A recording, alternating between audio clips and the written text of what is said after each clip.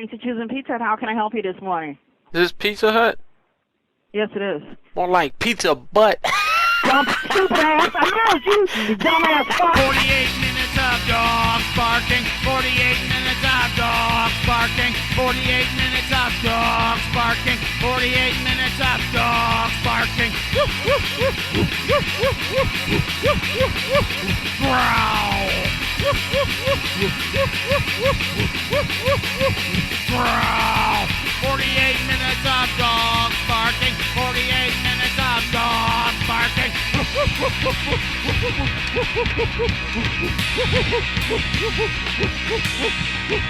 Oh, tattoo my prolapse like a hog hide.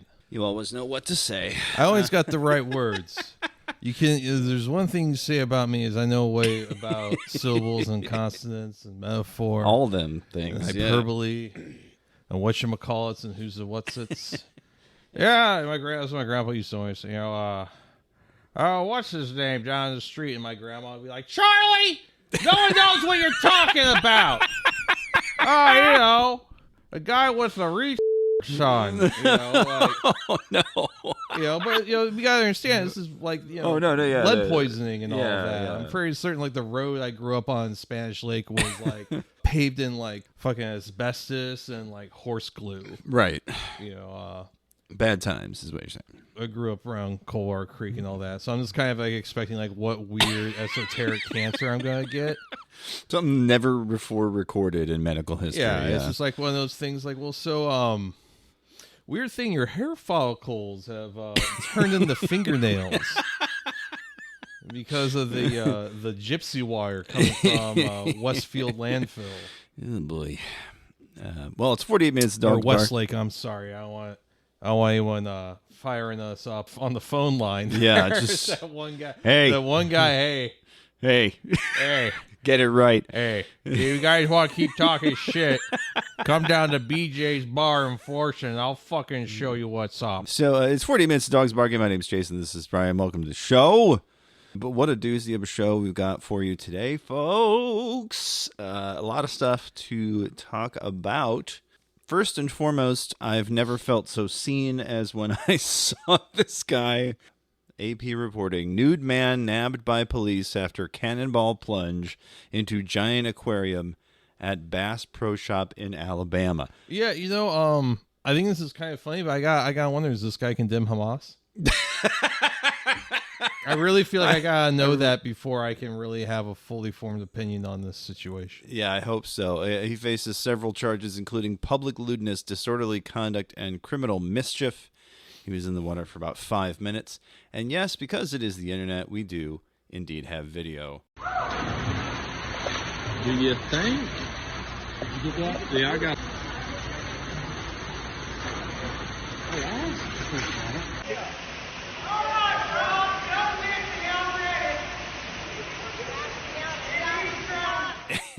And there he is. Man, there ain't really much hog on that man. No. There's not a lot of meat on that bone. Yeah, he's not packing. Cops arrived and he dove back in. That's that rules. Did I tell you about the time I went to the Bass Pro Shop in Springfield, Missouri, which is apparently like the biggest Bass Pro Shop in the country? Bigger than Memphis? Okay, I guess Memphis is technically bigger. The pyramid? Yeah. Well, I guess it's like the far as like the quote unquote normal. Okay, the non-pyramid Bass Pro. Non-pyramid Bass Pro Shop. Yeah, it's like it's like a mecca for like white trash in Springfield, Missouri. I mean, like Springfield, Missouri is kind of like a mecca for white trash on just its in own. general, yeah. And oddly enough, for a town that has nothing in it, also has some of the worst traffic outside. I want to say like Dallas, Fort Worth, Texas. Yeah, I don't know how that happens. I don't fucking know. I guess everyone's just too busy fucking praying. Anyways, I went there on an edible one time. Oh boy, and boy, that was a labyrinthian escapade, and also like all of these like kids playing like the Bass Pro Shop like branded like light gun games. And, God! It was during Christmas time. It really felt like I was on some Hunter S. Thompson shit. Like I was in the hotel lobby at the circus or something. Well, who goddamn animals? Yeah. And it's just kids that aren't going to do anything besides go to the army after high school. Right.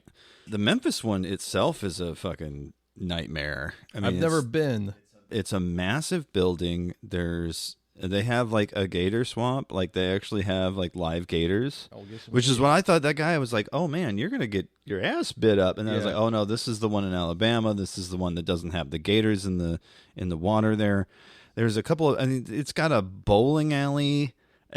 And like there's something in the like a club or something up top. Yeah, Like you can go restaurant. to the big viewing area up top. Yeah, and there's a hotel. I mean, it's a huge place, and it is a massive pyramid in Memphis. Very strange, but I'm just saying, if I was gonna like be showing my baby dick in public, it would not be at Bass Pro Shop. yeah.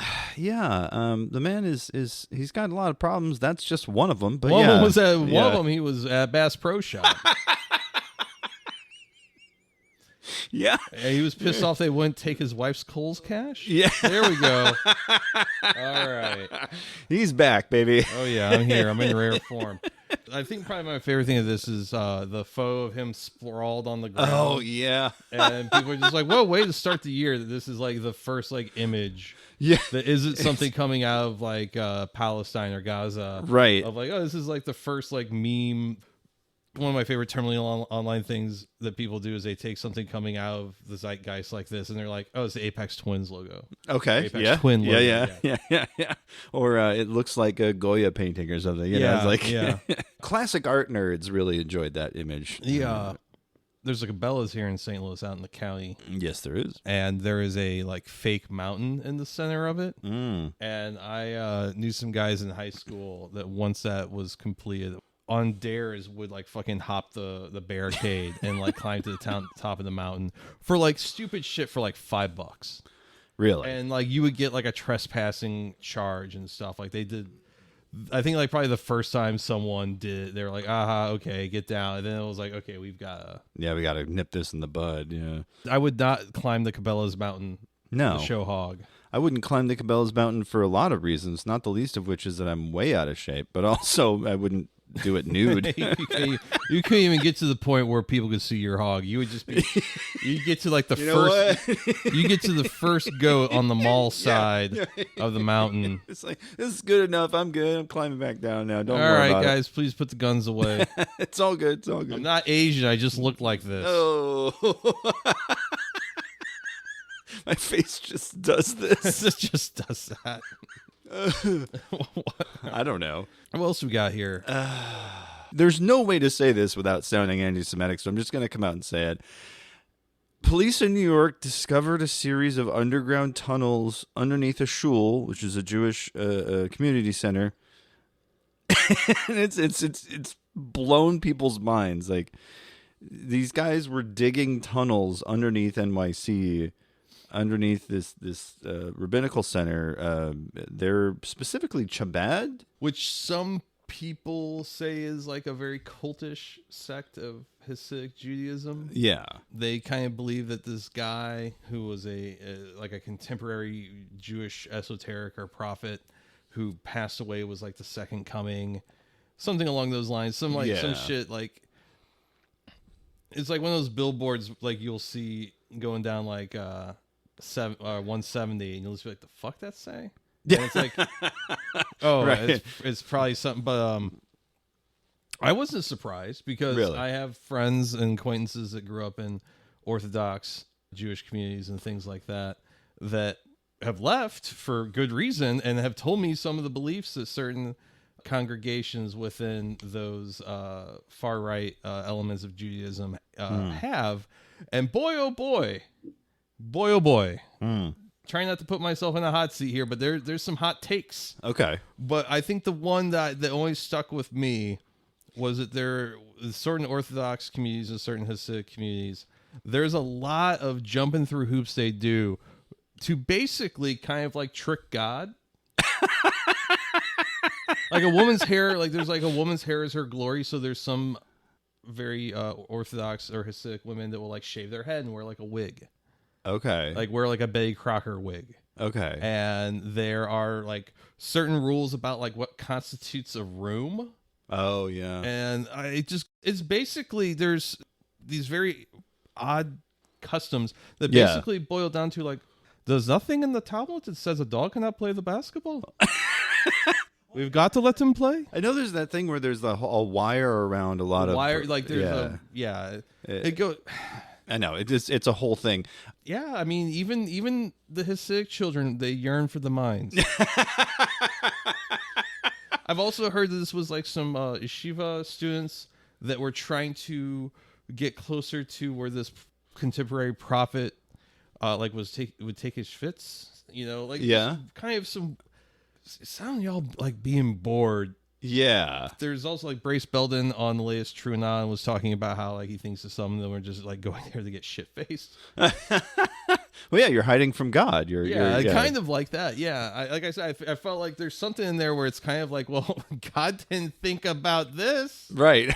Ha Let's see here. The Jewish Chronicle. This is a quote of a quote. Rolling Stone here. Jewish Chronicle reporting today that about 6 months ago, a small group of members from the Chabad Lubavitch community started construction on a network of underground tunnels in order to gain illegal access to the building. And this one is... Nick Mullen was losing his goddamn mind. Particularly that video of the Hasidic Jewish man coming out of the grate. Oh, because you gotta imagine, like, the first guy who saw that happen. Yeah, what? Like, well, there's no way I could ever tell this to anyone without coming off as like racist or bigoted. Completely insane. Well, Chaya Raichik, if you know who Chaya Raichik is, she's the woman behind the Libs of TikTok account. Yeah, she is a Chabad, one of the Chabad people. She's big in the Chabad community, and so she posted. The disgraceful teens who dug underneath a well-respected synagogue did so on their own after being explicitly told not to. They went against synagogue leadership. Gen Z was taught that nothing is more important than their feelings, and now they're emboldened to act entitled and spoiled with zero regard or respect for others. We see this time and time again in all our institutions. We must fix the broken education system. Like, what the... how did you get that from a bunch of teens wanting to dig a tunnel? We're going to reform education. Wait, whoa. You missed the step in here somewhere. Do we really expect coherent thoughts from this? No, that's fair enough. But I mean, at least, show the work. That's what I'm saying. Like, how did you get from here to here? That dang Phil on Twitter asking the important question, what if the Chabad tunnels link up to the tunnel that the TikTok lady is building under her house? What if 2024 is the year of the tunnels? Are you good? You know about this, the TikTok lady? I've heard about it, yeah. It's fascinating to watch. So she's basically, under her suburban home, started just like, yeah, I'm just going to start excavating. And she's got a system of tunnels now, and she's been ordered by the city to stop. And but yeah, it's just, I don't think that's going to work. No. Once you get that bug, man. Yeah. Start digging. Yeah, she dug too deep, got too greedy, and she's going to unleash a Balrog, so that's bad. Here's Musk Till Dawn Seinfeld episode where George converts so he can use the tunnels to avoid an ex-girlfriend that works in Crown Heights. Amazing. Oh, yeah. The AI generated George Carlin. I don't know how to feel about this. Folks, it's a big algorithm and you ain't in it. That's true. So there's a YouTube channel called Dudesy, and it's this AI-generated podcast, and the headline via Variety: AI-generated George Carlin drops comedy special that daughter speaks out against. Quote, no machine will ever replace his genius. That is true, number one. Number two, they named the special I'm Glad I'm Dead. So that's fucking dire. Yeah, I mean, granted, Carlin's last few specials were like Life is Worth Losing, You're All Diseased, that kind of thing, but still, I'm Glad I'm Dead. All right. The Dudesy, by the way, comes from a Will Sasso, whose name you might be familiar with if you ever watched Mad TV. Yeah. And a podcaster, Chad Koltgen, who I know nothing about. At the beginning of the special, again, according to Variety, it reads, I just want to let you know very clearly that what you're about to hear is not George Carlin. It is my impersonation of George Carlin that I developed in the exact same way a human impressionist would. I listened to all of George Carlin's material and did my best to emulate his voice. cadence, and attitude, as well as the subject matter, I think would have interested him today. So think of it like Andy Kaufman impersonating Elvis, or like Will Ferrell impersonating George W. Bush. First of all, fuck that. Okay, that's not what's happening here. What about Cat Williams, Will Ferrell? Exactly, Cat Will Ferrell. Get him. Yeah, just it's so bizarre. And out of this morbid curiosity, I listened to some of this special, and it's not good. It's not funny. I took a little 20-minute sample or whatever out of the middle of it, and I'm just like, none of these jokes are funny. None of these jokes are crafted in a way that Carlin would have crafted them. They're all just bad. Here's a quote directly from it. It's again in Variety. There's one line of work that's most threatened by AI. One job that's most likely to be completely erased because of artificial intelligence. Stand-up comedy. I know that all the stand-up comics across the globe are saying right now, I'm an artist and my art form is too creative, too nuanced, too subtle to be replicated by machine. No computer program can tell a fart joke as good as me. And then the AI Carlin proceeds to tell the dumbest fart joke I've ever heard. And I will repeat it for you verbatim. A fart is going through a nasty divorce. She meets up with her sister to ask her advice. She says, I don't know what to do. And the sister says, you know what? He's been holding you back for too long. You got to get out of that asshole. It's a non-joke. There's no joke there. It's a fart going through a divorce. It's painful, is what it is, and Wow. The fact that someone would listen to that willingly for an hour really baffles me. But here we are. Of course, Kelly Carlin, mincing no words. My statement regarding the AI-generated George Carlin special: my dad spent a lifetime perfecting his craft from his very human life, brain, and imagination. No machine will ever replace his genius. These AI-generated products are clever attempts at trying to recreate a mind that will never exist again. Let's let the artist's work speak for itself. Humans are so afraid of the void that we can't let what has fallen into it stay there. Here's an idea. How about we give some actual living human comedians a listen to? But if you want to listen to the genuine George Carlin, he has 14 specials that you can find anywhere. Yeah. I can't really disagree. I think AI is being harnessed for pretty much all the wrong reasons, being used for all the wrong things. Like I've said before, I wonder what Guy Debord would think of his goddamn mind, because this does feel like hyper-capitalism and the hyper-spectacle just fucking, Ouroboros of shitting and pissing on each other, eating the shit piss and pissing out the shit piss, and I'm sounding like an angry video game nerd over here, but I hope you all understand what I'm understand, yeah. Of course, someone asks her, I assume you had permission? No. Let's see here. Yeah, would you be opposed to someone who looks like your father doing a tribute performance? Yes, oppose it. It's what a fucking question. And then there's people coming into her comments to argue with her. It's like, of all the people to ask, this is the guy's daughter. She would know, right? Like, that would make a lot of sense. Douche chills. Just entitled AI bros, people who are like, oh, the technology, though. The technology. Like, yeah, we have technology for a lot of things. Can we just leave this one guy, can we leave the dead people alone? Seems odd. Well, I mean, ask IDF. Right. Sperm jacker units. Yeah, I know. I was thinking about all of the Palestinian graveyards that they've been bulldozing, because quite literally in their pursuit of genocide, they want to leave no mark that there was anyone there before them that wasn't them. Yeah, that's really fucked up.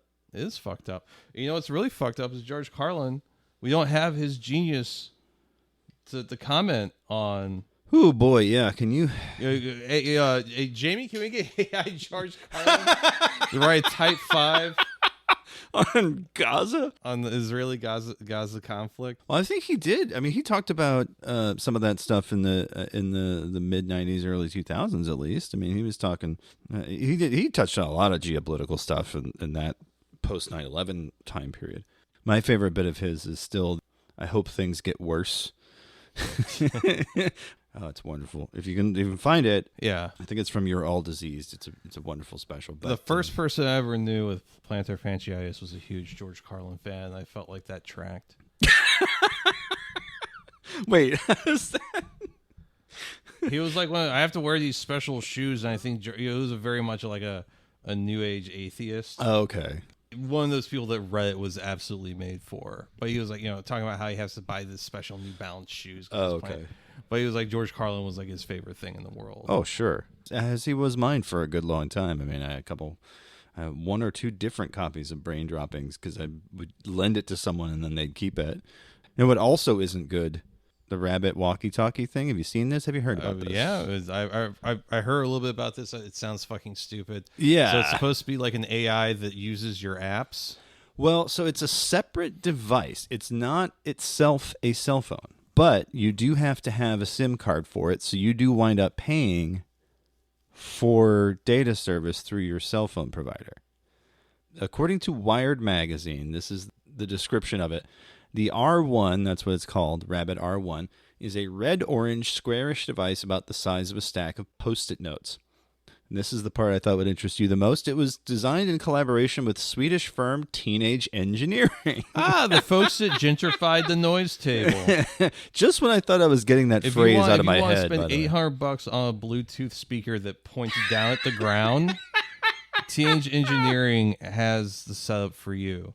You want to spend $500 on a boombox that looks like a play school toy? Oh, God. They got you. Yeah, because this thing does look. It looks like the Playdate, that handheld gaming and thing. I've heard mixed things about the Playdate. Some people really loved it, some people not so much. But I'm just saying that's what it looks like to me. It looks like Yeah. the Playdate, and then they got this little camera called the Rabbit Eye that will supposedly go behind a little shutter or. So yeah, it's a walkie-talkie. There's a push-to-talk button. You do voice commands. $200. Add on to that the fact that it's got to be 4G LTE SIM card. So add on to that the monthly cell phone bill for it. Wired takes a more positive stance. This pocket-friendly device is by no means meant to replace your smartphone. It's meant to take menial tasks off your hands. For example, it can call an Uber for you. Why does this feel like Floby for like dudes that wear vests? Yeah. Like tech bros that wear vests. It says the R1 doesn't have any onboard apps. It also doesn't connect to any app's APIs. It doesn't pair with your smartphone. It connects on the web. It acts as a layer via a web portal. So you got to go on there with all your apps, your Open Tables, your Ubers, your Spotifys, and whatnots. You sign in, granting Rabbit OS the ability to perform actions on your behalf. Not going to be exploited in any way. But they claim it doesn't store any credentials. Oh, well, that's fine. They said it. So, yeah. So essentially, it is using large language models to figure out what you're trying to ask for and to deliver it to you.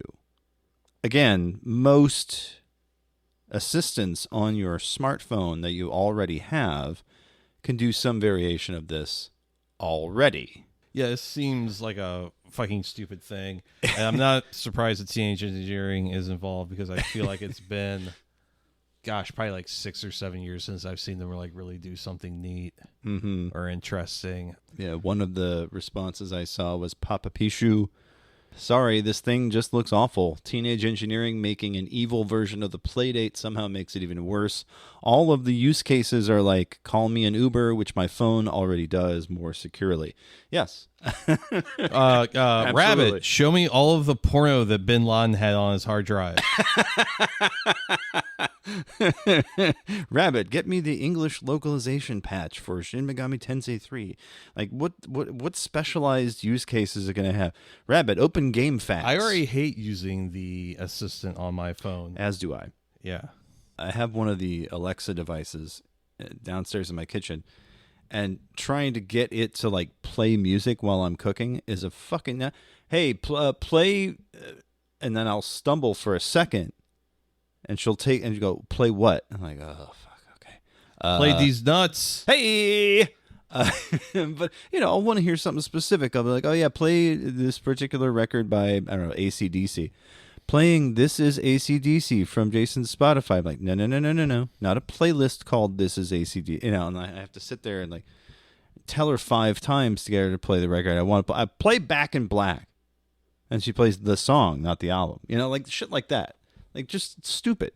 It's stupid. It doesn't work. Maybe it sounds like a skill issue. It sounds like your Is that right? Okay. Sounds like your syntax could really use some. I thought you were like good with computers. Yeah, when I'm typing on them, I don't know how to talk to them directly. That's the part. It's like I can do commands in Linux and shit. You and do like, have a human wife, so I guess you were not ready for. I wasn't for the ready. AI waifus. No. Just imagine the first company that comes out with like an air fryer with like a wife AI in it. And it's gonna be called something really stupid like Wi-Fi, you know, Wi-Fi. incredibly dumb. It'll be called the Cool Babe. Cool babe. Yeah, the boyfriend-free girl, honest and true. You know? Oh, Julie.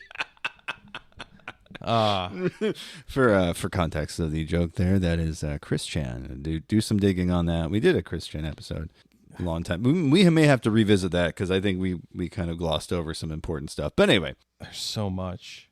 the 3 words that have been on my mind lately, Brian: Chicago, rat, hole. Fuck yeah.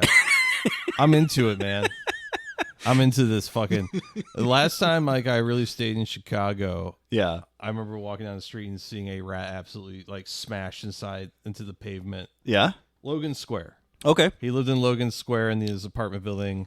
He was right from the CTA line right down the street on Massachusetts, I think, or That's Milwaukee or whatever it is. It's one of the state streets. Yeah. Milwaukee's not a state street, but anyways, it's a city street. Ugh, brain. All right. Good. But anyway, anyways. go on. But yeah, I remember like leaving, like go walk down Lollapalooza and seeing like a rat that was absolutely smashed by some sort of heavy duty vehicle and thinking like this fucking rules. Yeah. Because like in St. Louis, there's like not enough going on for a rat to find itself in the middle of the street to be smashed. Yeah, they definitely. I hate to say that like. Yeah, I was like, the big city. Yeah. Dead animals absolutely smeared into the pavement. God, I love it.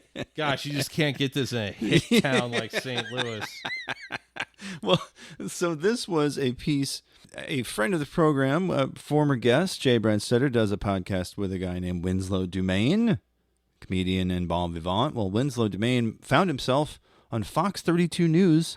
Neighbors say it's been here for at least 20 years, but thanks to social media, there's a new attraction drawing international attention here in the Roscoe Village neighborhood, the Chicago Rat Hole. My friend Haley said to keep an eye out for the rat hole. Chicago artist and comedian Winslow Dumaine was in the 1900 block of West Roscoe last week when he found the holy grail of sidewalk rodents. But what I found was very much more like Looney Tunes, I guess. Just a full rat splat mark in the wet pavement. I just bust out laughing when I saw it. Rat hole guy. Yes, his Chiron does say rat hole guy. That's so awesome. What a feel-good story. And they devoted 2 minutes 2 minutes to the rat hole. to the Chicago Rat Hole. That feels like they're about to sign off for the night. That's going to be their kicker, because you always do the weird story at the end. Jay, of course, posting the Chiron. Some guys have all the luck. Winslow Dumaine, rat hole guy. And we know Jay has rats, and so of course his co-host would be the rat hole guy. Well, it's that time of the night, I guess. We got to talk about one of the funnier days on the internet in recent memory. That's right, folks. It's Crypto Scam of the Week. You're listening to 48 Minutes of Dogs Barking, the podcast. And now it's time for the Crypto Scam of the Week.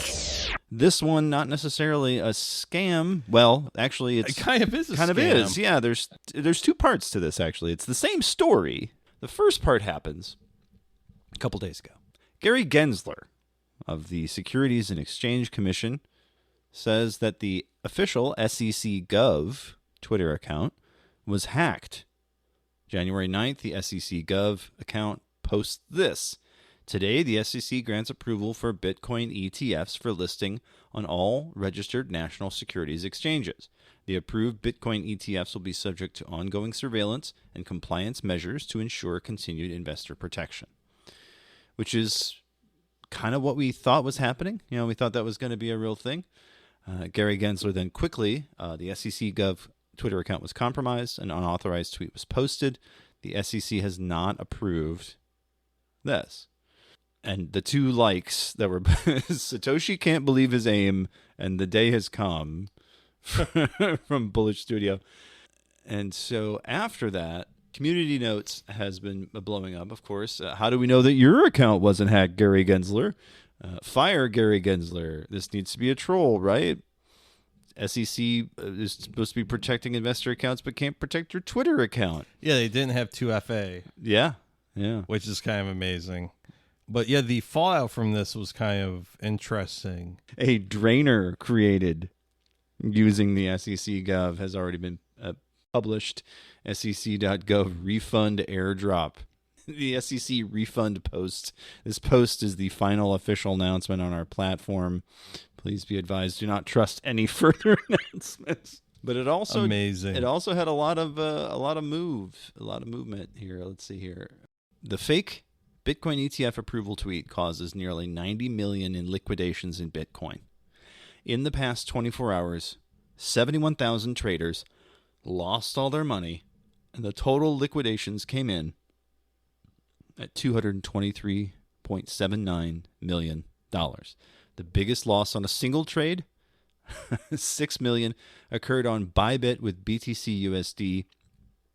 In the last 24 hours, the market cap of BTC went down $50 billion with a B dollars. The news didn't just affect Bitcoin. Other big cryptocurrencies like ADA, AVAX, Sol, BNB, and XRP also lost more than 2% each. In total, the whole cryptocurrency market went down by 1.15% in the last 24 hours.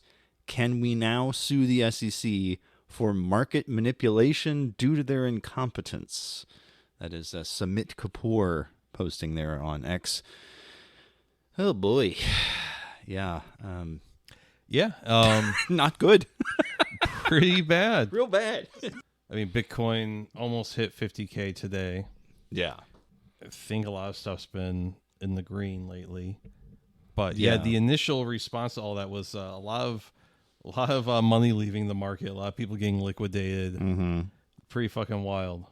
And then, the 10th, yesterday, Gary Gensler releases an official statement. Today, the commission approved the listing. So, it was released a day early, caused all this market panic. Everyone was shocked and freaked out. There were people doing drainers because they were faking on this whole thing. And then he releases a statement that they're doing it anyway. Yeah. Like, just say, you know what, that was released early, it's fine. But instead, it's this whole, like, no, we didn't mean to do it. Very bizarre. Maybe this was a scheduled draft that went out too soon. Some nonsense, you know. I don't know if I'm going to take Samit Kapoor at his word, but I mean, market manipulation, something stinks. Intentional or not, yeah, it kind of feels like it. People have been waiting for a fucking Bitcoin ETF approval for years. Ever since I ever started having a vague interest in cryptocurrency as a fucking freak show, which was 4 or 5 years ago. Yeah. Everyone was always talking about a Bitcoin ETF, and now it's here, and it kind of seems like a wet fart. Yeah. I mean, we don't know, really. There's estimates that it might bring as much as $200 billion into the market. Oh, yeah. Which again, just means that's $200 billion that can be fucking evaporated or right, or however you want to look at it. It ended up being apparently a sell the news type event. Yeah. Yeah. And yeah, I don't know where this is going to go. It's a little too hard to say where this is all going to shake out. But boy, what's some great Schadenfreude. Yeah, no shit. I think it's not as good as when Trump had COVID, but it's but it's pretty close. I'll take it. It's a nice second or third to that. Yeah, for sure. Because I mean, within a day, $223.79 million just evaporated. Yeah, Woo-hoo-hoo, baby. but 1.15% of the market. So on the whole, that's a staggering amount. If 223.79 million is 1.15% of the market, that's a huge chunk of change there. The entire cryptocurrency market, I think, is 1 or 1.2 trillion right now. Sweet Jesus. So that's that's a couple of billions there. At least it's not a small amount of money that was shorted. Oh boy. And went back to the casino. Yeah. Oh boy. Malware Hunter team posting, was this done by someone inside SEC or was it a hack? Matters nothing. Tweeting a link to a drainer page would not make much sense in either case. In case from inside, literally 0 cents, if pwned a little. Shout out to the hacker for posting a fake ETF announcement instead of a wallet drainer. It is true. It is a lot funnier. But then Journey Crypto, the wallet drainer link may be next. So, oh, wow. I haven't seen Jeremy in forever. I forgot that guy existed. Yep. And Malware Hunter team does bring up a good point. It's a little strange the account was recovered crazy fast. And then in parentheses, again, if it was really hacked. But a few hours later, this problem with the account is still not solved. And now their account works normally. The tweet hiding made many people confused. And it does look like they did confirm via safety on Twitter. We can confirm that the SEC Gov account was compromised. It was not due to a breach of X's systems, but due to an unidentified individual obtaining control over a phone number associated with the account through a third party. So a SIM swap, very classic.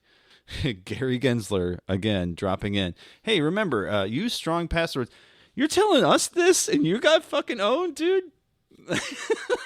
Amazing. Yeah, he's not considered to be the best person to ever have his position in government. No, definitely not the best and brightest. The SEC refund drainer they got the seal right. Individuals can claim the SEC token through this link, and it's refund-sec.com. Which, of course, if it's a government agency, it's never supposed to be a .com account. So, And it's baffling, like I said, that it happened a day early. And that was the only difference. Was that somebody released it a day early. He was going to do it anyway. Well, if I don't know where to go with something, I know what I always do, Brian. Ask the internet? I ask the internet. Specifically, I ask a chick. That's right. Our main story today is an old website. It's not really the models responding to you on OnlyFans. You didn't have to tell me that. Just let me have this. Yeah, askachick.com. Brian, have you ever used askachick.com? No, this was just I was going through a rabbit hole of some old stuff. I was trying to figure out something for us to do this week, and I actually was looking at another website that maybe I will circle back on, and I saw a link to this askachick.com, and I was like, oh, I remember this, because it had, maybe this isn't the proper term here in the context, a sister website called askadick.com. I was going to bring that up. Yes, actually. So that was kind of a popular thing in the early aughts on the internet is women. What's up with that? Yeah, what is up with that? What's up with women on the internet? Unbelievable. Oh, there's a girl here. This from the askachick.com FAQ. What is this site? Let's face it, girls are confusing as hell. Anyone attempting to understand them is in for a very large headache. So why not build a website for guys and make it into a place where we can go to ask girls questions about girls without looking like a fool? And thus, askachick.com was born. So who are you? Born August 3rd? Okay, they give their full birth date and their home state. Migrated to Houston, 13, went through high school. Okay, yada. Come on, get to the point. I'm selling Sprint PCS. Okay, again, okay, sure, why not? That is the one of the owners of the site, Plick. And it is a dude. Jeremy from Houston. Past jobs, sandwich artist, teller, scanner, staple remover, car salesman. Current job selling PCS phones for Sprint. Amazing.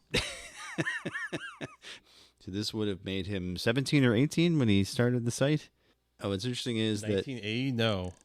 Yeah, 1980. Though the site didn't start until like 2003 or 2003. All right. Whew. Okay. Yeah. So no, if he was born 1980, he would at that time would have been like mid-20s. Okay. You gotta remember, websites looked like this bad I until know. about 2006. That's fair enough. I saw the website and immediately thought, oh, 98.99. It's got to be that. So it started this website, started fielding questions, Dear Abby style. Yeah. As it were. So if you go to the main page here of Ask a Chick. So what will it be? Dear Chick, spelled wrong. What does my wife mean when she asks, what do you want me to do when we're fooling around? She isn't into kink or anything, so I'm not sure what she's after.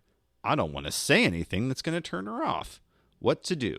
Has it ever occurred to you that she's just giving you complete control and you're complaining about it? There could be a few reasons why, but no matter the reason, take advantage of the situation. She might just be wanting to know exactly what it is you want, so she knows she's pleasing you. But there is always a possibility she just doesn't know what to do and wants you to tell her. And even if she isn't really kinky, it doesn't matter. This could be an opportunity for you to try new things. It doesn't necessarily have to be all crazy, but just change things up a bit. She is your wife, for crying out loud. You should at least be able to give it a try. You never know. She, Mabby, wanting to do something different. But she doesn't know how to bring it up, so she's trying to prompt you. Whatever you do, just have fun with this. Thank you. And that was almost 20 years ago, or over 20 years ago on the internet. That's solid advice, I got to say. It is. You know, that's not bad. How is Mabby formed? How is So, let's see here. Dear Chicks, just moved to a new city. Oh, the classic.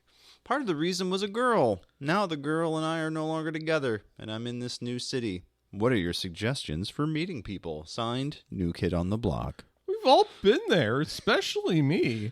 I've been a new kid most of my life. My advice, search the web, which is a link to Houston.citysearch.com. Hang out at the local joints. The Starbucks in Lua is pretty popular. Go find random places. I hear malls are good on Fridays and Saturdays. Maybe even throw a small party at your pad. Make whatever efforts you deem necessary to make you the happening kid on the block. It's not that easy, and it can be hard at first, but eventually you'll meet new and interesting people in the places you go. Be a leader, not a follower. Yeah, so it does feel very hyper-local to the Houston area. Yeah. They're very, very specific. But Sir Harry Balzac responding in the comments, it's actually quite easy. Obtain a copy of the local Yellow Pages and turn to the section named Escorts. Make a few calls and you'll have plenty of new friends in no time. And they're good friends, too. I've even received a bonus of sex from many ladies, so there are benefits above and beyond just obtaining friends. Of course, the downside is that it can get expensive, but with as both things in life, there's no free lunch, especially with chicks, or so I hear. So you'd have some solid advice from the actual authors of the site, and then the comment section was just hooting and hollering and like Sir Harry Balzac and all that. And it was, you could be anonymous. You didn't have to give your name or whatever, and so people would, sign in as like Tapeworm or things like that. And there are 3 women whom can give you advice. Yes, Olivia, Aurora, and I can't remember the other. Amy. Amy, thank you. It was an entertaining site. Now, Ask a Chick was a very specific time on the web when people were doing this a lot. Ask a Chick. There was, of course, the sister site Ask a Dick, but there was also like Ask a Ninja. Mm-hmm. And IGN for a while had like a For Men vertical. Okay. That had a similar questionnaire thing. Interesting. I mean, we covered a little bit of the Spark. There was some of those kind of things on the Spark, but Ask a Ninja, Ask Something sites. People would be seeking out advice, and I guess we as a culture never really got over the dearth of Dear Abby type columns or even Savage Love. Savage Love was a big thing in a lot of alt weekly newspapers and stuff. And still is, actually. I still pick up every once in a while one of the Village Voice style papers and find the Savage Love column because usually it's good for at least a laugh. We used to read it around the lunch table in high school. Yeah. It was quite a bit of good fun. I didn't even know he was still doing. I hadn't thought about Dan Savage still around. Yeah, he's still doing stuff. He gave us the term sanatorium. Santorum. the fecal froth that happens during anal sex. He's still doing the advice column on the web. He has a podcast called The Love Cast. Oh, and then they actually started the It Gets Better project. Oh, good for them. Yeah. His Twitter account is @FakeDanSavage, which I love. Nice. But anyway, Loveline was a big thing at the time. Oh, yeah. Yeah, I was trying to think like what other kind of. We were really a nation. So why does your pussy smell? Is it? That's Adam There Carolla. could be a bacteria or yeast infection going on. Maybe she just doesn't wash it. Are you excuse me, Bethany from Panama City. Are you washing your vagina? No. Yes, Adam, I am. How often? You. How often? You use soap? You get up in there. Yeah, Loveline. To a greater extent, Car Talk. I mean, there were radio shows. Imagine Car Talk meets Loveline. Hell yeah! Oh, I'd love to hear Click and Clack talking about like the regular maintenance on your vagina. Well, it's okay if your penis has a slight bend to it. What you don't want is the 90-degree angle like my brother has, you know? Yeah, you don't want a hard curve on your prick there. You want to talk to a real professional. Don't try and fix that on your own. I've heard a couple guys going real, they think a couple popsicle sticks and some modeling tape will help you get it straight. No, you got to talk to a professional there. That's not something you can take care of in your own garage. That's exactly right. But I mean, we were a culture needing a lot of advice, apparently. Yeah. And so ask a chick. And we still ask, is it pee? That's true. Yeah. The scientists thought they figured it out, but we're still not sure on that one. I think it feels like a mystery that won't be solved until we're on Mars. Really? Yeah, it won't. Here's another one. Oh, God. Olivia answers this question. Dear chicks, is it okay to have sex during your period? Signed, No Man's Land. Dear No Man's Land, yes, all caps. It's okay. Some women are known to like it better when Aunt Flo comes for a visit. God, can you imagine a more early 2000s thing than saying Aunt Flo? Oh, always wear a raincoat. Because there's still a possibility of getting preggers. But just think. This is probably the closest some people got to actually talking to at least someone that was pretending to be a woman on the internet. Yeah. It's truly... Is it tragic or is it good? Mm-hmm. I mean, the advice they give is generally pretty solid. There's sometimes like the parsing and the phrasing is a little cringe, but like it's not terrible. Like I was skimming through it and I was like, yeah, no, none of this is like, wow, that's going to get someone in jail or like, oh. No, yeah, I mean, it's generic, good, decent advice to a degree, minus the sex on the period. That's a personal preference issue. Is it okay? Yeah. Should you? That's up to you. It really depends on how much you care about that comforter. Yeah, that's true.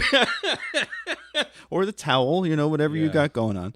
Some of the stuff is very situational, like the guy talking about like he wants to make friends and like, okay, do you think because we got away from these Ask a So-and-so sites that maybe that's why we got incels? Yeah, I know you're being facetious, but like I think we got incels due to the atomization of like the third place and like communal society in general. Yeah. And also I think the book Fight Club can be viewed as a sincere thing and a satirical thing at the same time. I think it can also be viewed as something mocking like 90s, woo-woo Buddhist Eastern thought, and both are embracing it. Like it's a very weird text. Yeah. But I do think like the idea of men finding themselves out of place with what they've been told by society or by what they've seen like their fathers or grandparents do or grow up with. And then like what's for us? I mean, well, in that time period you had so many of those movies.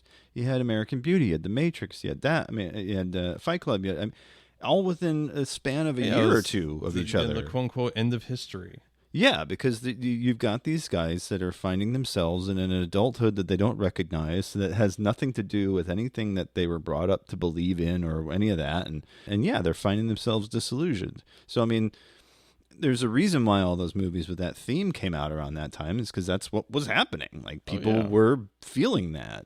I don't know if that ever got solved. I feel like it didn't, but... No, I think it only got worse. And then Boom. Yeah. Get some. I've got my singing bell here. Okay. He's going to be doing the rest of the stream is going to be ASMR. If I were less of a fat fuck, I could get into the lowest position and really fucking stun all you Hell fucking yeah. fakes. Hell yeah. Anyways, shut him down, baby. Let's go. Do not mistake the moon for the middle finger being pointed at you. Fair enough. Or vice versa. I don't know, man. Nah. Anyways, fucking clean your bowl. Yeah. Hey, I mean, this was like a time from the internet where I think we were interested in interacting with each other and exchanging ideas and thoughts. And we're really, there's that tweet from Cal50 that went viral a week or two ago about like, remember when the internet was just like a place? Yeah. You went to the computer, you got on the internet, and when you walked away, the internet didn't follow you. It wasn't this omnipresent albatross around your neck, or however he phrased it. Having constant access, having it in your pocket where you can look at it anytime you want is definitely broken more than a few brains, and you can see that on any given day on C-SPAN. But sure. but yeah, I do think that taking it from a isolated experience into something that's so constant and such a drip feed all day, every day. I mean, I've noticed that my kids are on some weird meme shit that I'm like, what are you talking about? And this is me, someone who tries to keep up with this shit. I constantly try to keep up with it, not just because of the show, but also because I have 13-year-olds. Yeah, I made the Jude tunnel in Minecraft. Yeah. I'm surprised he no, Roblox is the new thing for him, but yeah. Ooh. Yeah. Tommy Tellerico with his hand out every time that sound gets played. If you haven't seen that, by the way, the Roblox oof video that H-Bomber Guy put out is exceptional. It's worth watching. Tommy Tellerico is apparently a huge fraud, and he was supposedly one of the guys behind that sound on the making of the old video game Messiah. Anyway, I just summed up like a 2-hour video in like 30 seconds, but it's definitely worth watching. Yes, Roblox building the Jewish tunnels in Roblox.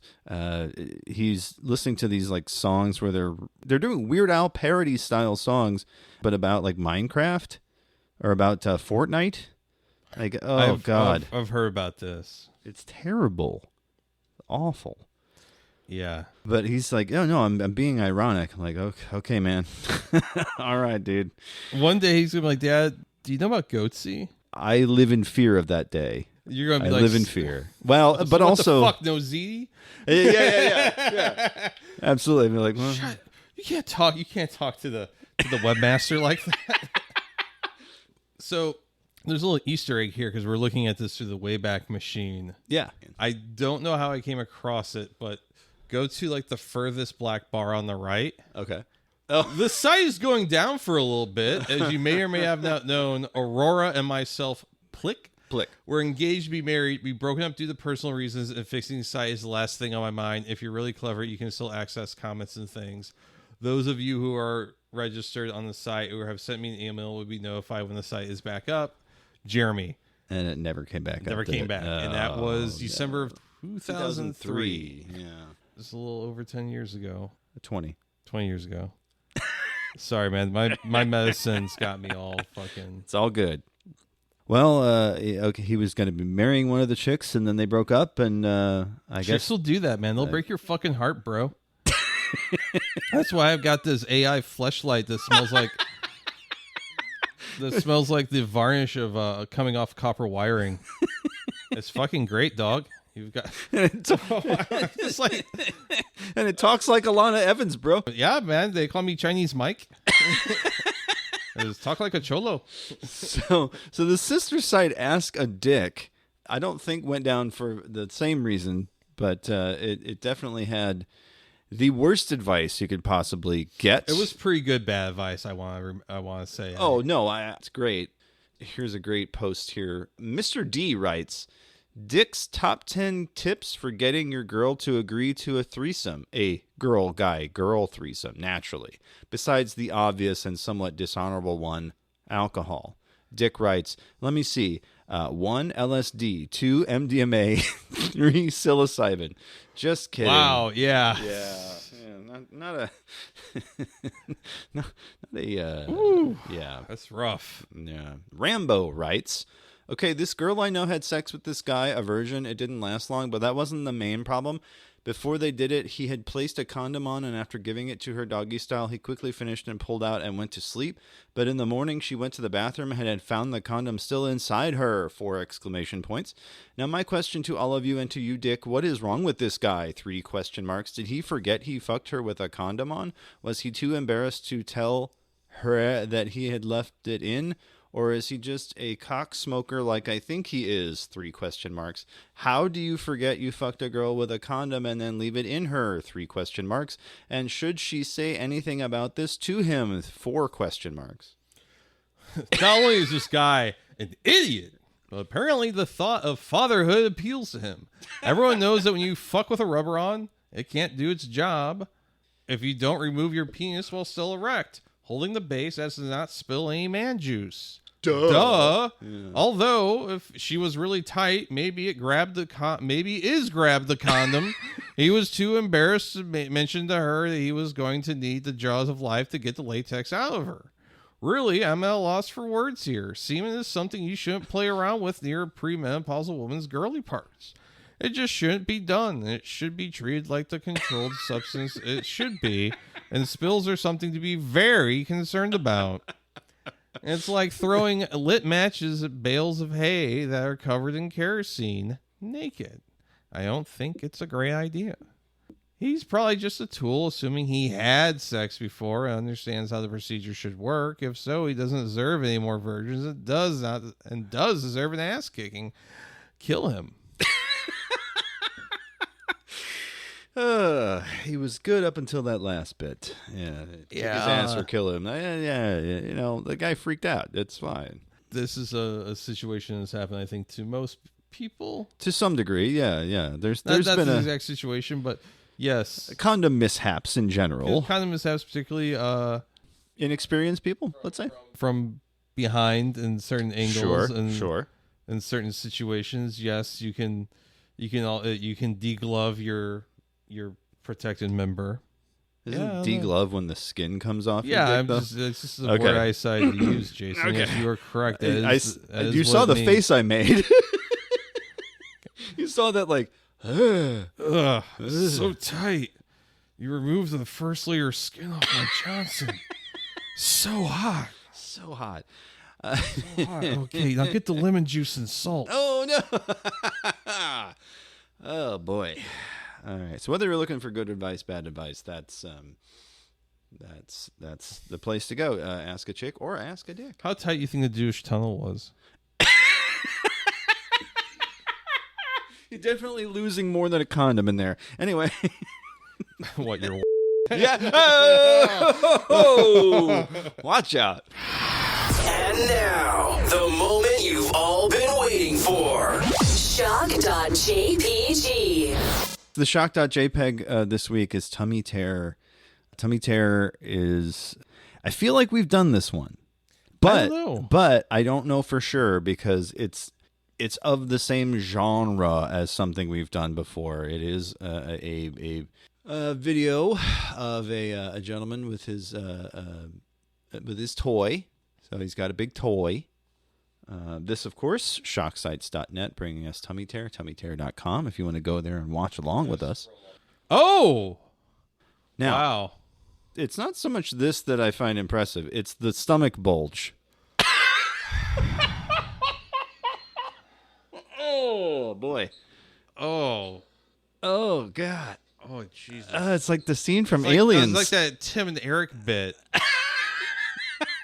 Pumpers like the pump. Yeah. Pumpers like the pump. Pumpers need to pump. Pumpers be pumping. Let's pump us. Let's pumpers pump. Pumpers pump. Let's pumpers pump. He's got it in there real deep, and I'm just like, does the man have any colon left? Is there? That is a human windsock. It's coming out of him. It's like pushed up against his rib cage at a certain point. I'm just like, what the fuck is happening? That's someone who's done a lot of anal training. Really. I mean, you saw the toy. It was a big boy. Yeah, it was like the size of one of those like Duraflame logs. Massive. And he's just taking it like a champ and not even really all that hard. He's fully nude there and he's just kind of hairless, which some people. He also has the massive dildo positioned between the box spring and the mattress. Yeah, the classic Home Alone type of style. The Home Alone style. Yeah, because you're home by yourself. Oh, not like the movie. No. Oh, my family left me. It's time. I didn't mean it. I didn't mean that. Macaulay Culkin, please Kevin forgive McAllister, me. Kevin McAllister bought all of that porno for just $30. And imagine how much that would cost him today. The Wet Bandits. We don't even have to change the name. It's the Wet Bandits. The Wet Bandits are femme. And instead of a tarantula, it's his brother's fleshlight. Oh, no. Oh, boy. I don't know. We're just riffing. Oh, man. Boy, that was... I just meant that he's by himself. He's just having a good time. The wife's gone for the weekend. You know, he's got things going on. He broke his parents' sex swing. Yeah. I can't put it on the shower door anymore because they found out. He's got to put it between the mattress and the bed springs. I can't think of anything funnier than that. He put lube on the stairs for them to slip down. I don't know if I'll ever be able to recover from that, so I think we should just move on. It's time for the breath. It's time for your mom's favorite part of the show. It's time for the breath mint. Time for the breath mint. Yeah, so we tried playing the finals. Oh God, yeah, we did. We sure did. Yeah, you know, this is one of those things. I remember why I stopped trying to play video games online with people that wasn't on Steam. Yeah, because I think somewhere around 2013, 2014, where I had like wasted like a third night in a row trying to play something with someone on Xbox Live. Yeah, I was like, you know what, fuck this, because the only thing that really works is like Call of Duty. Yeah, it's because the Activision greases the palms, I guess. I don't know. Well, I mean, like, I never have this problem with PlayStation, but I don't really play on PlayStation right now. I just mostly play on Xbox or PC. But it was like, well, I was on PC, so that might have been part of it. I know cross-gen is kind of hard to do with some platforms, and I know when we played Remnant, we both had to get on PC for that. Yeah, which was kind of annoying. A little bit. Yeah. I mean, it looked better. It ran better on my PC. It's also just a more of a controller game, though, personally. Just too many keys. And I had that same problem with the finals, because I ran a few rounds of it, and I was like, yeah, this is fine. I think it works better on the PlayStation. I could see getting bored with it, but it's not bad to like pick up and play for like a couple rounds. No, yeah. I was playing I still think the light class is really fucking janky.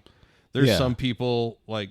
There's been times where I've accidentally caused a team wipe because instead of respawning, I was watching someone playing in the light class is absolutely fucking wrecking house.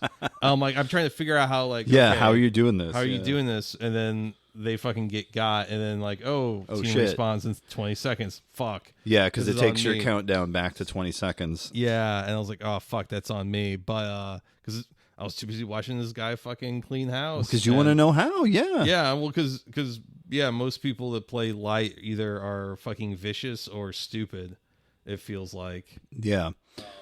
I played light for a couple of rounds. This, by the way, is a game called The Finals, available on every platform known to man. It's a 3 versus 3 versus 3, at least in the quick play.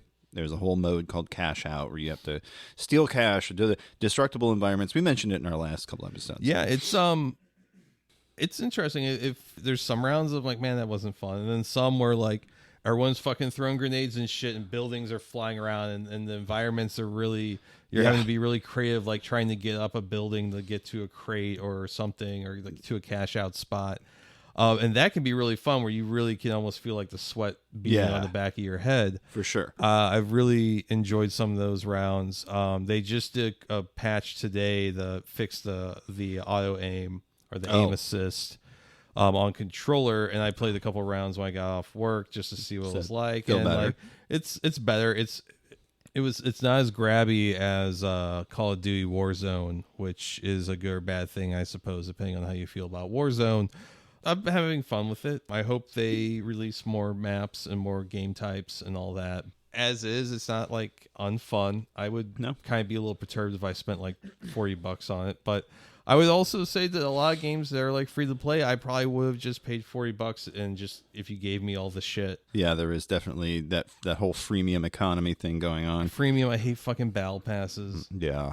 Especially when it's that whole tease where like they show you what you could have had you had the battle pass. Like, just don't show it to me. Yeah. It's ridiculous. Yeah, and also there's like weird fucking glitches on the Xbox version where I don't see names. Everyone's just contestant. Oh. And also like the skins you unlock by using stuff more and more often when you level up like your sentry or your primary weapon, like those don't display. The ones that people buy on the battle pass or through the in-game purchase currency, those will show up. But it's just I don't know. There's a little bit of jank, but it's fun in the way that I haven't felt in a while with multiplayer games. I just wish it was a little more accessible in some ways. Having played it myself, I can definitely agree on that point in particular. Like, I played it on PlayStation, I had a couple good rounds, but half the people are just out for eliminations. They're not actually playing the game. Because there's a whole objective thing, and you got to do the kills are secondary to the objective. I like playing quick cash. Yes. I feel like that moves a lot better. It's a lot more fun. Because that's 3 teams of 3. Three teams of 3, and what you're doing there is every kill, people drop cash when they explode. And also a fun thing in this game, when you do get a kill, they explode in the coins on the ground, which is just like a nice little effect. It's a well done thing. I appreciate the little bit of flair, and it does keep to its aesthetic and to its theme pretty well in a way that I do find enjoyable. Yeah, because the basic story, as far as I recall, is that it's a game show, but it's virtual, so it's all VR or AR, AI or whatever. And you're a contestant, but you're controlling this other body, kind of like the movie Gamer. Yeah, it's like somewhere between Gamer and Running Man, I suppose. Yeah.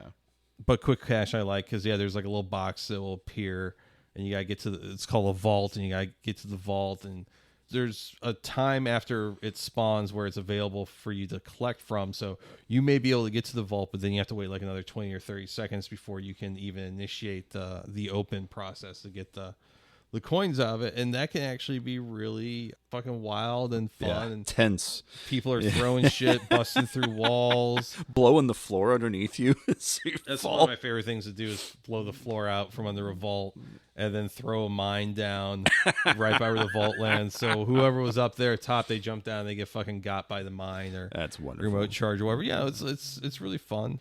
Another thing I wanted to mention. Yeah. I've been meaning to mention this for a while, is that me and my girlfriend are now at the very end of season 3. Ooh, nice, of The Sopranos. Yeah, you know what? I really liked season 2. Season 3 feels like a bunch of spec scripts that were kind of woven together with a couple plot points. Remind me, what's the big conflict in season 3? They've killed Big Pussy. Okay. And then Ralphie is introduced. Ralphie. And the episode where Ralphie kills the Bada Bing dancer... Tracy. Everyone's characterization is so fucking weird. Everyone's so mean to each other. Like, it feels like a different show for an entire episode. Everyone's just like a dick. Even Meadow. Because I feel like this is like the Meadow Goes to College season. Yeah, it is. Absolutely it is, yeah. But they've been building to that for 2 seasons. They had the college trip in season 1, and then sure. And it's good storytelling, but it feels like this is a season where they're really trying to figure out where they're going. Yeah, and I think by the time they get to Pine Barrens which is what we just finished. Okay, Pine Barrens, fucking phenomenal. I don't see the hype. Really? I like when I realized it was Pine Barrens that we were watching, because they say Pine Barrens. I'm like, look at my girlfriend. I'm like, oh, this is like supposedly like the greatest episode of The Sopranos. And I thought it was just pretty good. Maybe I have to see the whole entire series to see where it's in context of characterization and stuff like that. Yeah. I was like, this is pretty good. This is one of the stronger episodes of the season for sure. But I do think it's funny that like they forgot for more than half the season like Janice was there. And there was also like, wasn't like the FBI also still trying to like get in on, because there was like the lamp. Yeah, the lamp is in the basement, so nobody's... Meadow takes the lamp to her... college. The college. Yeah. But she doesn't talk about the business at college, so they probably gave up on it after a while. Well, yeah, I mean that's what they say. They're like, well, our inn is gone, or however they phrase it. They're like, oh, the operation is fucked. After all of the fucking hard work they put in the bugging the basement. Yep. But it's good. I thought the dream sequence that Tony has, where he realizes that Big Pussy's he's fucking flipped, is so.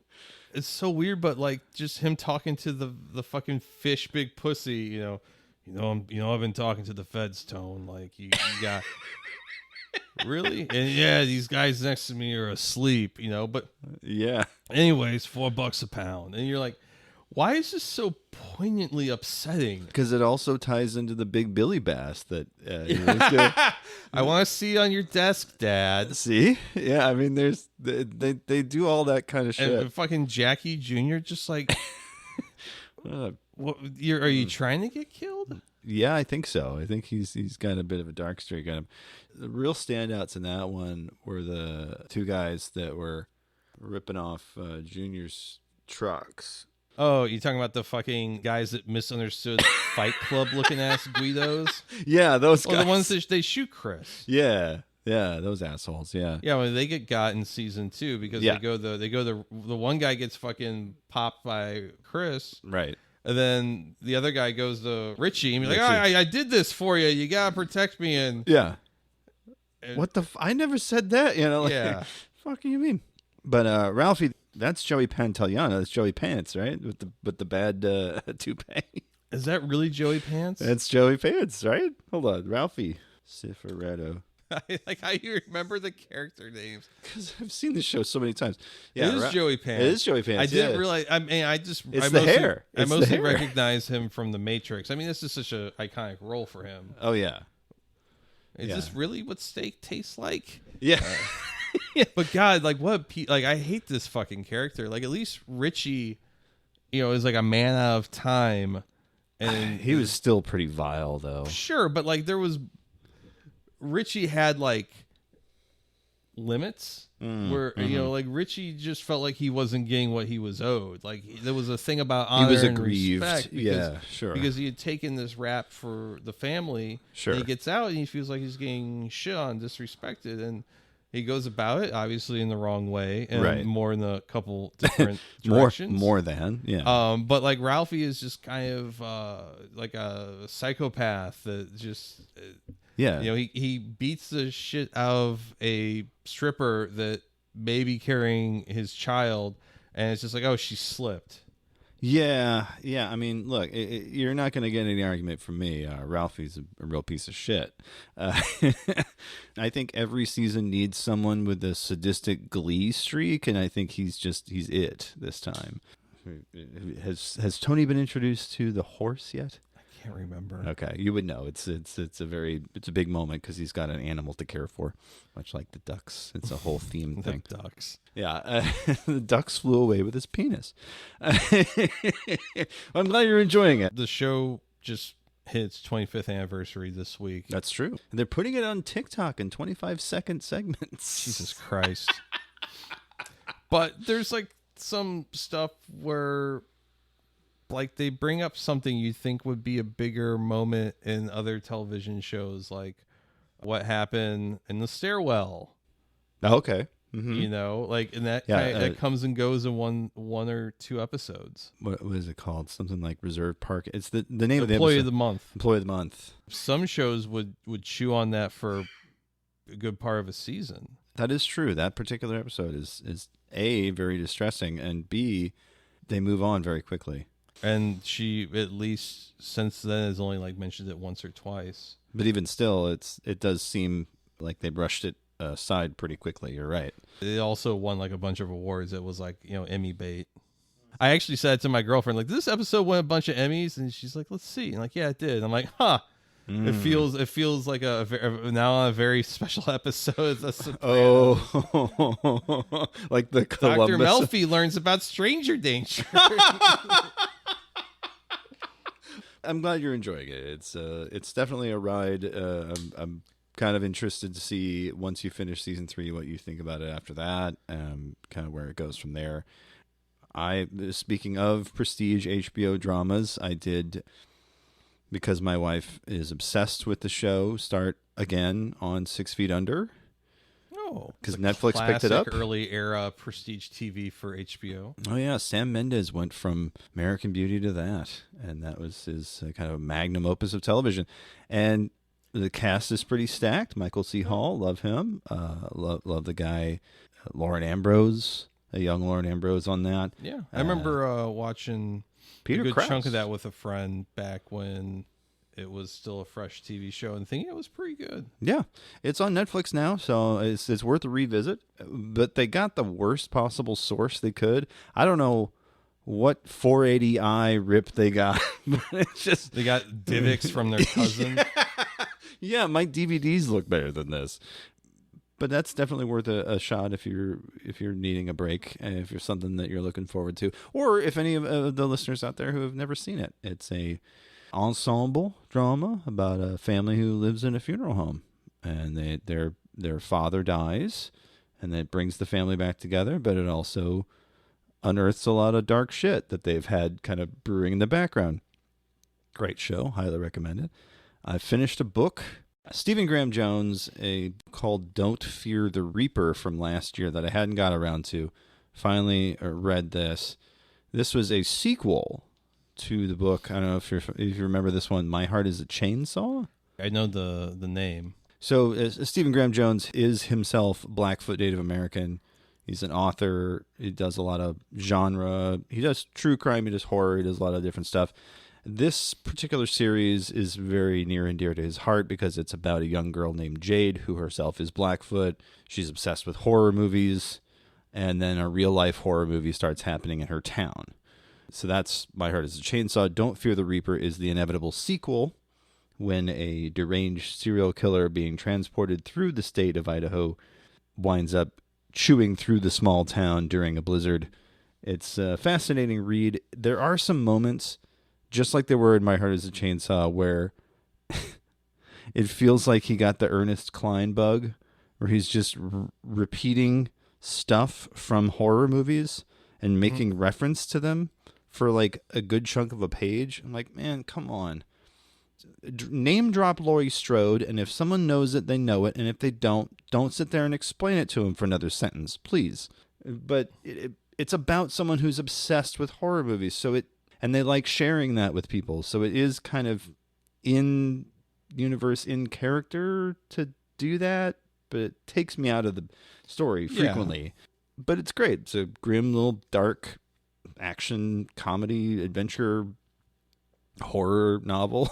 He writes a whole lot. There was Night of the Mannequins came out a couple of years ago. It was really good.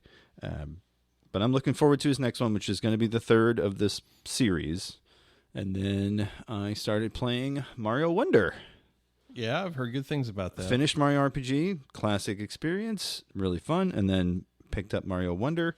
And I'm in the second world. Boy, they're doing stuff with the Mario formula that I was like, what? There's just something new around every corner. Every level is just they're doing experiments. They're having the piranha plant sing a whole thing. Yeah. There's a sequence that I'm stuck on right now, and people have called it the hardest level in the game, and I'm willing to agree with them on this one, where you have to jump to the beat, but then the beat speeds up. You got to be really, really precise in this one section. It's just it's taken me forever. But it's sounds racist against white people. It's true. I do not have rhythm. It's an optional part of the game, so I don't have to complete it, but I want to, and I'm stuck on it. Other than that, other than some of the frustrating levels, and they do tell you, before the level starts what the difficulty level is. You're warned ahead of time. You're given fair warning, and I chose to ignore it. They added something cool called badges, which are, you can apply it at the beginning of the stage, and it gives you a special ability, right? Yeah, I've heard about this. I heard it's pretty fun. Yeah, so there's one where you can use your hat like a parachute. There's one where you can, instead of doing a wall jump that goes opposite, it goes straight up. Or there's little things like there's extra blocks that show up, or there's extra coins. And all these things can be earned in game. Really fun. Having a good time with it. Really highly recommend Mario Wonder to anyone with a Switch and or the ability to... Oh, I love doing... edited for legal reasons. Okay, well, been a weird week, and apparently we were going to get a bunch of weather stuff. Yeah, but I'm now still I waiting. guess we're not. Yeah. We were supposed to get snow a couple nights ago, and it flurried. Yeah, it didn't stick. No, it was all and wet. Then we record on Thursdays, and tomorrow night, for last week or so, tomorrow night was supposed to be we're going to get an inch or two. We're going to get it. Yeah, and now we're getting nothing. I was watching the forecast for Friday getting less wintry. Seeing, I even saw some reports that like Sunday they were expecting anywhere between like 1 and 5 inches of snow. And now there's no snow on Sunday. And my girlfriend and I had like come up with this idea of like, well, if we're gonna get snowed in, like it's my place. Yeah, you're gonna hunker down and she's gonna bring her pets over, and we're gonna hang out with the cats and the cat and the dog and be like, no, Kennard, the dehumidifier is not for you. Oh, yeah. Trying to drink out of the dehumidifier, yeah. His vibes are fucked, as they say. Yeah. So, yes, he's a sweet old man cat, but he does things that mystify me. Yeah. I've been told of things that he's done that also confuse me. Say, I've got one just like it, 17. Yeah. Yeah, you're just, why'd you make that choice? Yeah. But I think we're just gonna act like it snowed a bunch. Yeah, why not? And just be hermits for the weekend. Treat watch yourself. Movies. We Yeah. got a recipe for like buttered chicken, like meatballs, and we're gonna do some gochujang pasta. Ooh. So I can't get enough of that stuff. Gochujang, it's fucking amazing. It's great. My girlfriend for Christmas got me. She got me 3 hot sauces, like their gift thing. They're kind of situational hot sauces. They're not stuff you can just throw on anything. One was a sriracha, a gochujang sriracha, I want to say it was. And I put down some eggs I made this morning, and it was fantastic. I put it on pizza, put it on pasta. And it's odd that like sriracha and gochujang can be good in pasta, but yes, it can. I was say, isn't one Vietnamese and one's Korean? Gochujang is just kind of Korean, yes. Yeah. Typically in Korean food. And sriracha, I mean, I thought it was Vietnamese. At least the stuff we get in the States has Vietnamese on the bottle. Sure. I mostly have known gochujang as, not gochujang, sriracha as, like, I associate that usually with Chinese food. But yes, you can put it on Vietnamese food, you can put it on pizza, you can put sriracha on a lot of shit, and it's delicious. I put down the eggs I made this morning, and I was like, fuck, this is good. Okay. Yeah. And she got like the spicy, like the jalapeno maple, I think. Which, again, that's usually pretty good on pizza. Other things, it's kind of... Those are hot sauces that, like, the right stuff, they're fucking phenomenal, but you just can't toss them on anything like Cholula or, like... Correct. Tabasco. Like, you gotta sit there and you're thinking about, like, umami. Okay, what's in... spice. You gotta... It's like fucking doing, like, math. It's like doing gas station math. And you only got... You got $5 in your pocket, and you're like, okay, can I get fucked up? Yeah, you usually figure it out. Bushwick, maybe? It might be Bushwick. Oh, Hot okay. Sauce Company. Okay. Is that actually? I've heard the name name. of something? I don't know. It's also a neighborhood, so. Yeah. Yeah, it is Bushwick Kitchen. Awesome. The gochujang, the gochujang sriracha. Okay. The spicy maple. The devil's anus. Oh, it's the spicy honey. Spicy honey. Spicy maple. I haven't found the right thing just yet. I haven't opened that one, but the spicy honey is really good on the right thing. Like it's got a lot more spice than like the spicy honey stuff that I'm used to. It's got a lot more of a kick to it, but I like it. It's fucking. There was this German mustard I got that had honey in it, and it was like a stone ground, but it was like hotter than, it was like horseradish hot. Super good, and I cannot remember the name of it because it was in German, but it was very like, oh, this is sweet, but also hot, but also, and I found that a good brat. That was it. Fuck yeah, I can see that. Boom. The hot honey stuff, man, that's a really underrated. But it's very, very specific. You're right. It's very situational. Like on pizza, I think pizza's my favorite thing to put that shit on. Okay. I can see that. And I don't eat a lot of pizza. Sure. So I think that's what we just watch movies, probably watch Sopranos, cook, read. My weekend plans are basically the same. We're gonna do our movie night on Friday and probably have the kids have a sleepover on Saturday. So out here will be all weird teens. In the meantime, doing TikTok dances and learning about the history of the Jewish tunnels. They're gonna be digging into it. Dad, can we start digging in the backyard? We want to study the Talmud. Okay, but you gotta call the city first. Anyway, you don't want to be like the TikTok. You can't do it. Well, it's the Sabbath. You can't dig on the Sabbath. That's true. I was gonna say you're gonna be like the TikTok lady and get your tunneling shut down by the city if you don't get your permits in order. See, I would not have started TikToking about something like that until I was fairly done with what I was aiming for. That's a good point. She kind of jumped the gun, I guess. Yeah, record it. She was whole proud. Record it. Yeah. Get your progress pics or whatever. Get all your, here's the tunnel I made, and then you do it at the end in parts. This is the time where we tell you where to find us online. Brian, start us off. You like my Oh yeah, so if you want to send me death threats to tell me or ask me to show my baby dick, God, that was a real righteous gemstone to be like some baby show my baby dick. My little baby dick. My little baby dick. You can't go around showing your little baby dick, everyone. Like that.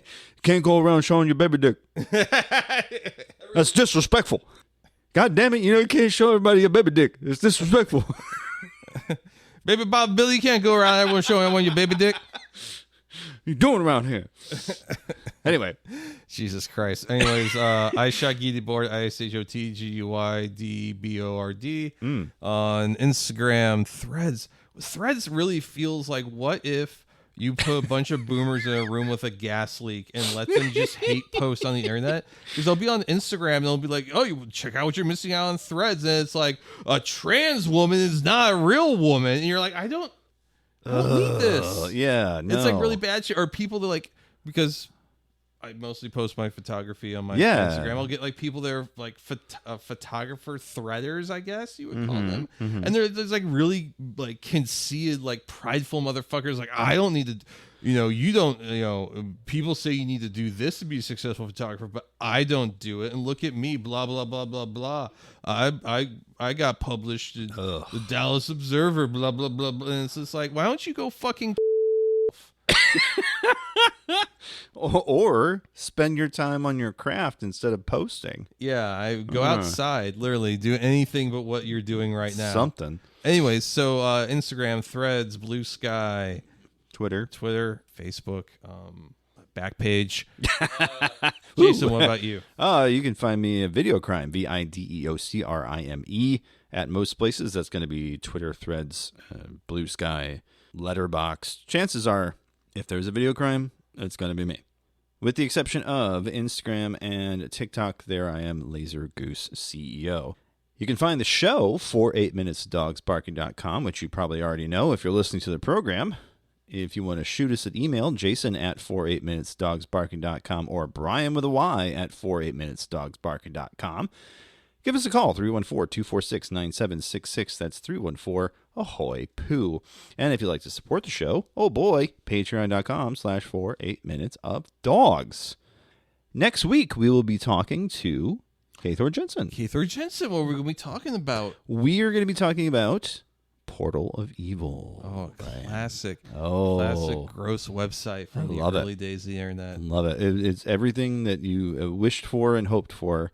And I hope we get to ask him all about it. So that'll be something to look forward to in the coming weeks. As we always say at this time, namaste, good luck, and eat the knife. That's right.